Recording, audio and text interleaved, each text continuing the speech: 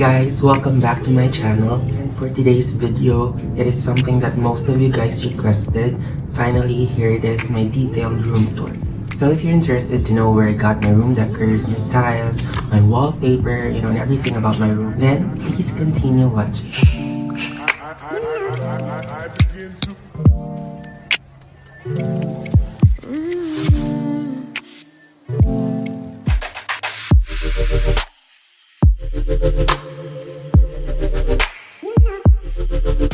Let's start first with my vanity area. This is my vanity area. This mirror is from Vanity Foam. I believe I got it for only 600 pesos. And these lamps are from Robinson's department store. Actually, isa lang yung binili ko before. This is 400. Tapos naisipan ko magdagdag ng isa para equal yung light. Because wala naman ako yung parang vanity mirror na may mga lights and gilid. So, I opted for this one na lang. May mirror ulit dito. This is a magnifying mirror. This is a tray from Shopee. And these are just some of my Swarovski and rose quartz. And this one's the necklace holder from Wilcon. I got it for 800 something. This is from Daiso. Nilalagyan ko lang ng alcohol gel. This one's from Daiso. This is from Mandawi or Robinson's, I forgot. This is from Robinson's as well. This is my makeup pouch from Sunny's Face. If you want to see what's inside my makeup pouch, just comment down below. I'm willing to film one for you. And this is from Miniso. It's a mini trash can.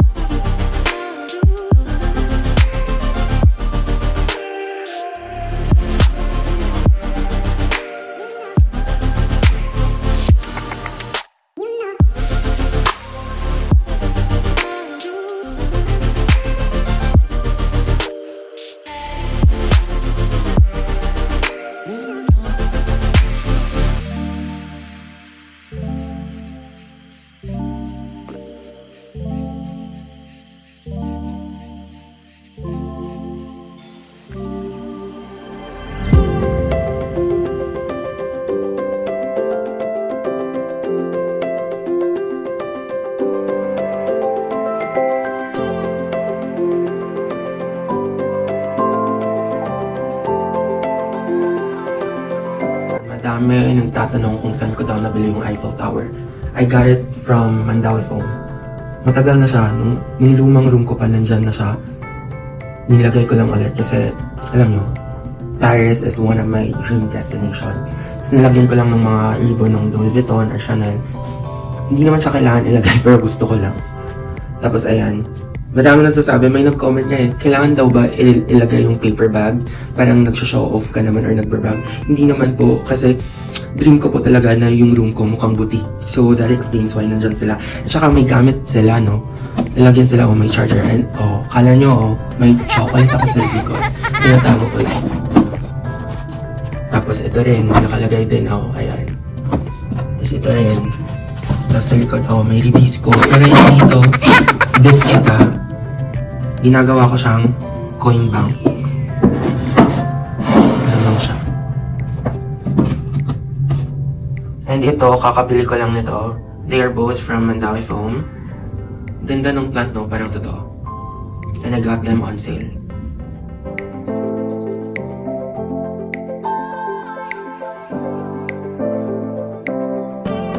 This console table is from Mandawi Foam. Nabili ko to ng sale. Originally, this was around 5,000 plus. I got it for only 3,800 if I'm not mistaken. What I like about this is that madami siyang nalalagay. These are all my skincare products, and on this side naman are some makeups and ano lang. And may tiger balm.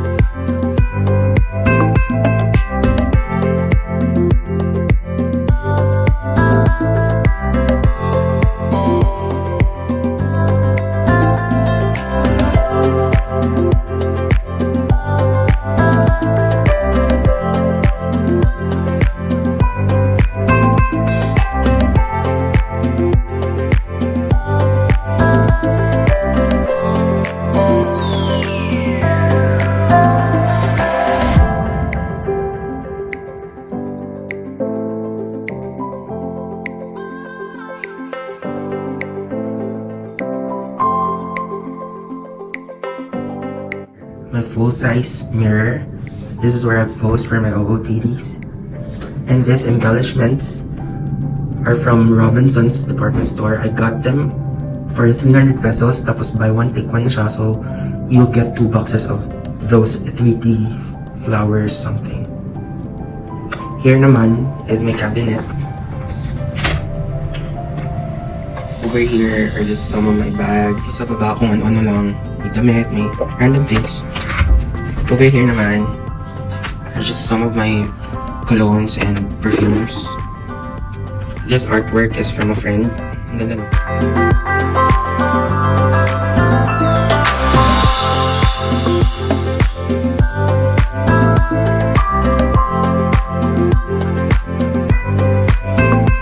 Let's move to the side where my bed is located. Ayan siya. I've seen comments na nagsasabing, isn't your bed too small for you since I am 5'9"? Hindi naman po. Nasanay po ako sa ganitong twin size bed. Kasi ayoko rin ng malaking bed kasi natatakot ako eh. Baka may tumabi or what. Tapos, gusto ko maraming unan. May pillows, may pillowcases, may bed sheets. These are all from Mandawi Foam, except for this one. This is from Daki. This is from Shopee, and the shop's name is It's Full PH. The same with my table runner. This is also from It's Full PH. And may speaker lang ako dyan, that's from Bose. Papatugtog ako paggabi, yung mga meditation music with this battery-operated candle from Robinson's. May mga essential oils ako dyan. A shell given by my friend's mom. And ito naman, this is from Mandawi Foam. I changed the picture. Sa previous clip, seahorse pa siya, but I had to change it with this one. I made this, ginana ko lang from one artwork na nakita ko somewhere. This is from a bazaar. This notebook is from my cousin Megan, binigay niya sa akin. And this gold tray is from Shopee. Ito namang mga stones na to, matagal na sila sa akin, mula bata pa ako. Also this one, I had them ever since grade school. This very beautiful vase is from H&M. And this one's naman from Robinson's. Ito from H&M lang siya, linagay ko lang siya. And those skulls are from Daiso. They were originally silver but I spray painted them gold para maiba naman at para mas bagay sa room ko. And ito naman, this is from Mandawi Foam, pati yung vase niya. But the side table is from Wilcon. Ito, bigay rin sa akin to. Ito from birthday party lang to, nilagay ko lang dyan kasi cute siya. And ito naman, these are just pattern papers, yung supot sa Wilcon. Wala, para magmukha siyang wood. Ano no, mukha bang wood? Or hindi?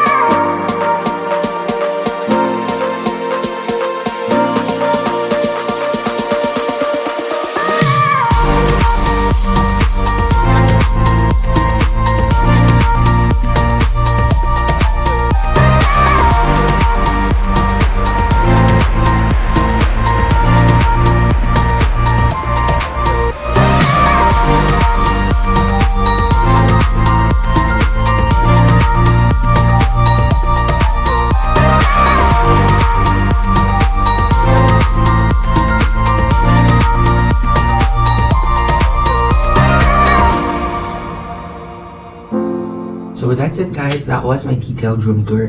And just a tip guys, if you're on a budget and if you're looking for quality home decors, I suggest you to shop at Mandawi Foam and avail this home card for you to be able to get 15% discount with all of their items. And you can actually get exclusive offers too by getting this one. This is only 700 pesos. And sa mga nagtatanong kung magkano nagasto ko with the whole room renovation, I think that was around 40,000 pesos. Kasama na doon yung labor sa nag-tiles, lahat-lahat na. So I think hindi siya magkano kamahal kasi kung tutuusin, mura na nga siya for, you know, kasi kung titingnan mo, mas mahal pa siya tingnan kumpara sa nagasto ko. Kasi yung ibang items dito, nakuha ko lang naman ng sale eh.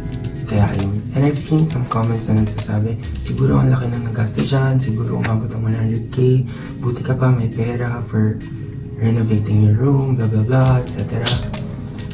You know what, guys? I want to inspire you the way some YouTubers inspired me to do this whole thing, this whole renovation thing.